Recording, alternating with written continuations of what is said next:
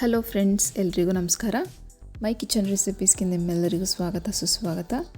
ಇವತ್ತು ನಾನು share ಮಾಡ್ತಿರುವಂಥ recipe ರವೆ ಉಂಡೆ ಅಥವಾ ರವೆ ಲಡ್ಡು. ಸೊ ಇದು 10 ನಿಮಿಷಕ್ಕೆ ಆಗೋಗುತ್ತೆ, ತುಂಬ ಟೇಸ್ಟಾಗಿರುತ್ತೆ. ಸೊ ಹಾಗಿದ್ರೆ ಬನ್ನಿ ಮಾಡೋದು ಹೆಂಗೆ ಅಂತ ಕ್ವಿಕ್ಕಾಗಿ ನೋಡ್ಕೊಂಬರೋಣ.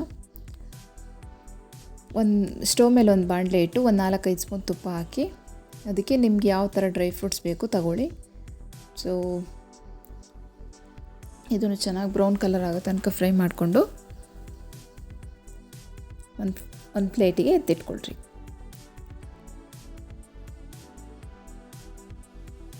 ನಾನು 2 ಬೌಲು ಇದು ಸೂಜಿ ರವೆ ತೊಗೊಂಡಿದ್ದೀನಿ. ಸೊ 2 ಬೌಲು ಇದೇ ಬಾಣಲೆಗೆ 2 ಬೌಲ್ ರವೆ ಹಾಕಿ ಇವಾಗ ಒಂದು 3 ನಿಮಿಷ ಮೀಡಿಯಮ್ ಫ್ಲೇಮಲ್ಲಿ ಉರಿ ಇಟ್ಟು ಹುರ್ಕೊಳ್ತಿದ್ದೀನಿ. ಒಂದು 3 ನಿಮಿಷ ಹುರಿದ್ರೆ ಸಾಕಾಗುತ್ತೆ.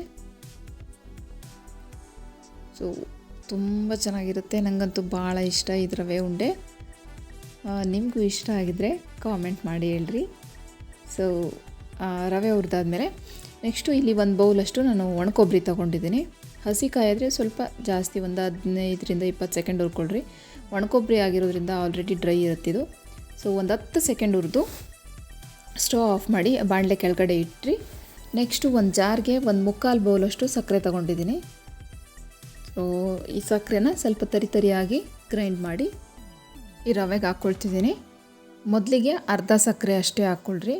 ಅದನ್ನು ಮಿಕ್ಸ್ ಮಾಡಿದ ಮೇಲೆ ನಿಮಗೆ ಗೊತ್ತಾಗುತ್ತೆ ಇದು ಎಷ್ಟು ಸಿಹಿ ಆಗುತ್ತೆ ಅಂತ ಅಳತೆ ಸಿಗುತ್ತೆ. ನೆಕ್ಸ್ಟು ಇನ್ನೊಂದು ಸ್ವಲ್ಪ ಹಾಕ್ಕೊಂಡು ಫುಲ್ ಹಾಕೋಕ್ಕೆ ಹೋಗಬೇಡಿ. ನಾನಿಲ್ಲಿ 2 ಬೌಲ್ ರವೆಗೆ 3/4 ಬೌಲ್ ಶುಗರ್ ತಗೊಂಡು ಅದರಲ್ಲೂ ಸ್ವಲ್ಪ ಮಿಕ್ಸಿದ್ದೀನಿ, ಸಕ್ಕರೆನ ಒಂದು 6 ಸ್ಪೂನಷ್ಟು ಮಿಕ್ಸಿದ್ದೀನಿ. ಸೊ ತುಂಬ ಸ್ವೀಟ್ ಆಗುತ್ತೆ, ತಿನ್ನೋಕ್ಕಾಗಲ್ಲ ಆಮೇಲೆ ಅಷ್ಟು. ನೆಕ್ಸ್ಟು ಈ ಡ್ರೈ ಫ್ರೂಟ್ಸ್ ಎಲ್ಲ ಹಾಕಿ 1 ಬೌಲ್ ಹಾಲು ಹಾಕ್ತಿದ್ದೀನಿ. ಇದು ಸ್ವಲ್ಪ ಉಗುರು ಬೆಚ್ಚಗಿನ ಹಾಲು.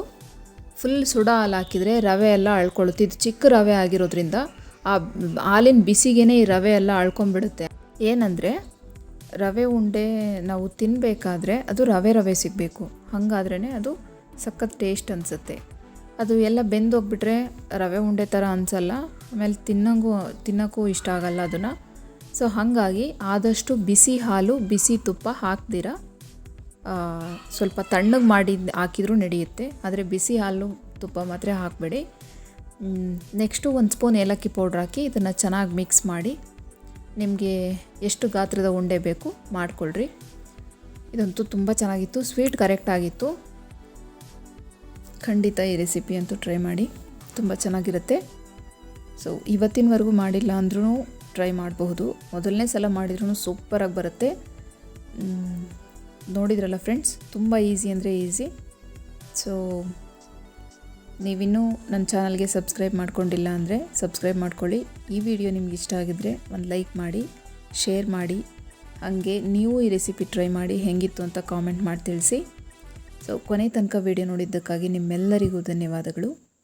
ನೆಕ್ಸ್ಟ್ ವಿಡಿಯೋಲಿ ಹೊಸ ರೆಸಿಪಿ ಜೊತೆ ಬರ್ತೀನಿ. ಅಲ್ಲಿ ತನಕ ಎಲ್ರಿಗೂ ಬಾಯ್ ಬಾಯ್.